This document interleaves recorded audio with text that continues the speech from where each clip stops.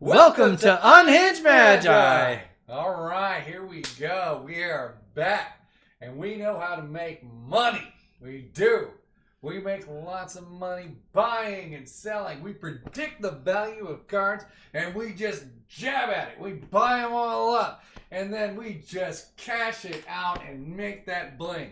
We make it rain for ourselves because we can predict the future. Or not. Or not.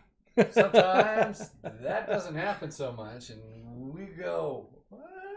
And sometimes became this time. Yes. Because there's a card that I just bought, and I really thought it was a good card. And apparently it's not. Oh, no. It's a good card. No, the world says it's not. No. The world is wrong. Look, I'll tell everybody like this all the time. Most of the time, I'm right. I don't care what other people say, because most of the time, all the time, I'm right. Unless you can tell me otherwise, then I might believe you. But if you're, it's kind of like mana drain, right? I didn't think it was OP. It is OP. It's so OP what? It got restricted. I was right. It's totally OP. We haven't had our 4 mana drain deck game. That's true. We need to do yeah, that. and you will get crushed with it. Well, You'll be like, okay. I'm gonna have 4 mana drains, so you won't crush me with it because. Well, I thought you said you wanted me to have 4 mana drains. You can have 4 mana drains, and so will I. It makes well, but fair. then that balances it out. Exactly. I thought it's not OP. That's what I've been telling this whole time. I thought the point was for one of us to have 4 drains, the other guy not to. No, so the other guy can be like, that's oh my saying, gosh. Hey, this person can play with a whole bunch of power and do a mana drop, and this person can play with, I don't know, 4 cards of lands. I think he just admitted they're OP. I did not so anyways. OP. If everybody has it, then everybody has it. Okay, so the card that I bought was this card. It is, how do you say this? The Biblioplex. The Biblioplex. And I just wanted to show you guys this because here you can see the Biblioplex, and look up here, it says $2.50. $2. $2 bill, yo. And that just doesn't make any sense to me because if you look at this card, in fact, let's look at this card. Okay. Not that close. Look at the top card of your library. If it's an instant or sorcery card, you may reveal it and put it into your hand. If you don't put the card into your hand, you may put it into your graveyard. Activate only if you have exactly 0 or 7 cards in hand. So it's obviously kind of like a Library of Alexandria. But it's also kind of like Bazaar Baghdad when you throw stuff into the graveyard. Yeah, I mean, it looks kind of like a library, and it has the whole exactly 7 cards in your hand, and it is a card. It's on 0. Which is fantastic for red. Yeah, so as a benefit, it also operates on 0. It still gets a mana like Library does, like unlike Bazaar does not. Right. But it does take 2 to activate, so they balanced it a little bit. But I figured a card like this, I looked at it and thought, well, this would be amazing for like a burn deck. Oh, yeah. Something that's got like instant spells and stuff like that. It seems like it would be a really fantastic card. So I'm so confused how I got this one wrong. You did. It's 100% correct. This is actually a very powerful card. I mean, I would use it for an animate dead deck, a dredge deck, any kind of like that. You would also use it inside any kind of burn deck where you're actually just trying to get those instant spells as fast as possible or get rid of the cards you got. We even have cards that discard to make you draw. So even that would actually give you an ability to draw a card, maybe, and then discard it as well. Yeah. So this thing is actually a great card, especially or with the even a card that cards. says like put your hand face up on the table or something. So it's like you don't really have a hand anymore. Maybe those kinds of cards would even work with this one. Oh yeah, because they're not technically in your hand anymore. Or a card that says put them into exile, and you can play them from exile. They're not in your hand. Exactly. So now you can use the Biblioplex to draw cards. So I looked at that and thought, man, there's so many combos with this. And I thought, like, I bought mine for $10 each. On pre-release prices. He's laughing.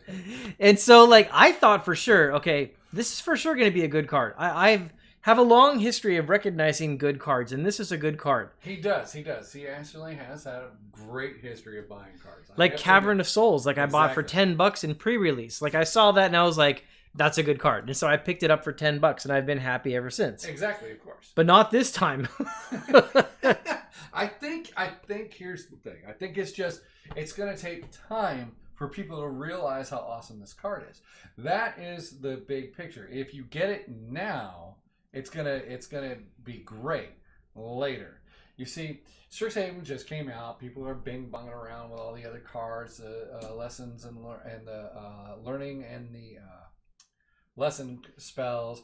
Plus, they have the brand new other King Dingling cards that are in the. Everyone's talking about the Japanese altered arts. Yeah, and that kind of stuff. It's kind of odd. So cool, but kind of odd. Yeah, but you know, I mean, they're cool. However, the actual cards in Strixhaven are really good, and this one is a perfect example of people not really realizing what it can do yet, right? So to me, maybe. No. It's totally legit. I mean, if you look at some of the cards out there, there are some expensive cards. It's fine. Yeah. However, this one should be one of the top, or one of the other ones that should be on the top because of its playability. Yeah. All right. So here's the thing. You were just jumped the gun a little bit. People don't. Maybe. The cards came out. People opened them up. They see, oh, it's not a non-foil. I want to get the foil one, so that's going to be a little bit more. And then this one kind of gets ignored a little bit because they don't see its value. Yeah.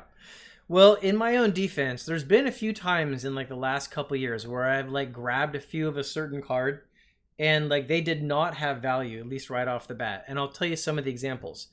I remember buying As Foretold for like $4 or something. Very cheap. Yeah. Because I looked at it and thought that's a really good card. Another one is when Mox Amber hits $6. I bought several of those because I thought, oh, Mox Amber. This is stupid. I mean, it doesn't have the most use, but it is a Mox. It has some use. So I went ahead and picked up a bunch of Mox Ambers for $6, and that ended up being pretty good. There was another one in Kaladesh. I'm trying to remember the name of the land. Like if you have at least 3 artifacts in play, you get life, and then you can like sack it to search your library for an artifact. I'll have to try to remember what it is. In fact, I'll probably just find it and put it up on the screen or something like that. But there's been a few of them. Like I got those for like $1 each, right? Yeah.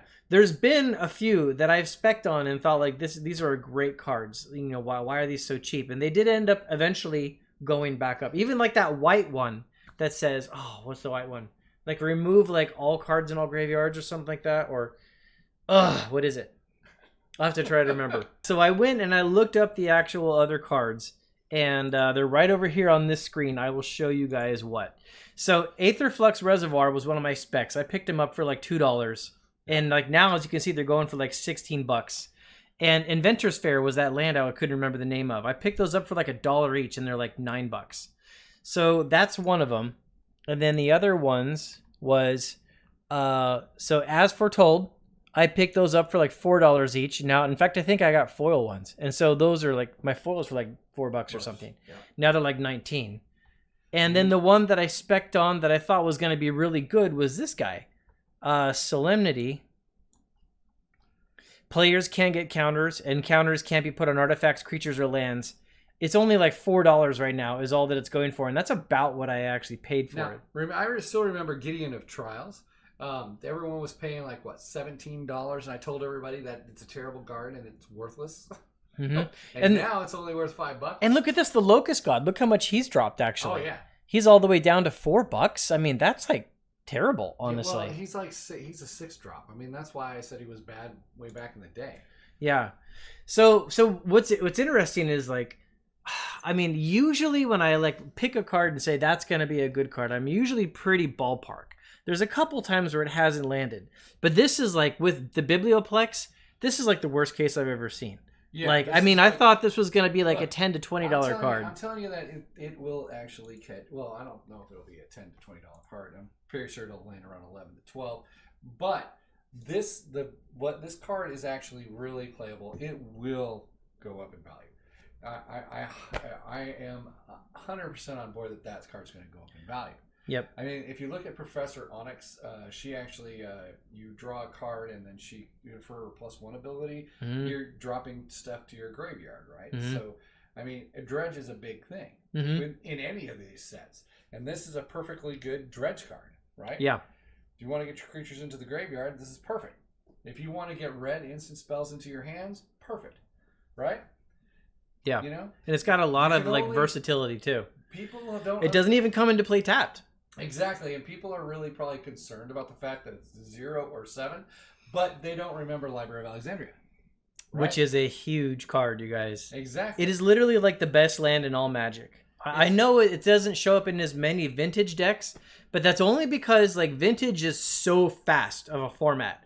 Like, I mean, a game can be over like that, and library, it doesn't get good until you go several rounds. Exactly. Right? That's what makes library good, and the games just end too quick in vintage. See, I still don't have any of those in my arena decks because I don't have it in my arena. I haven't pulled it yet.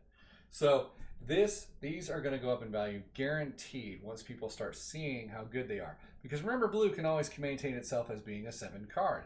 And what does blue want? It wants those counter spells, instances, to be able to draw more. Guess what? You need to go get those spells. Tap 2, put another one in your hand. Bam!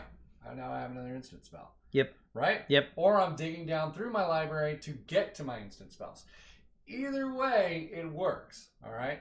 So, in blue, automatically, you know you're going to get to 7 cards.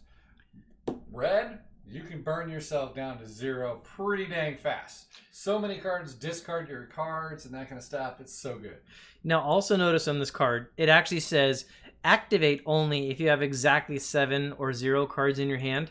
That means you only have to have 7 in your hand when you activate it. Correct. And once like you put this effect onto the stack, you can go ahead and play cards out of your hand. Exactly. So that's actually, you can do some little stack manipulation there as well. So that's pretty cool.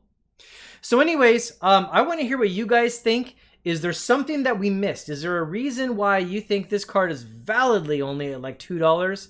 Do you also think the market has it wrong and it's going to go up? I want to hear your guys' thoughts because I don't normally like fail this hard right off the bat, and I did this time, and so and we'll I see. bought 7 just now for $1.03.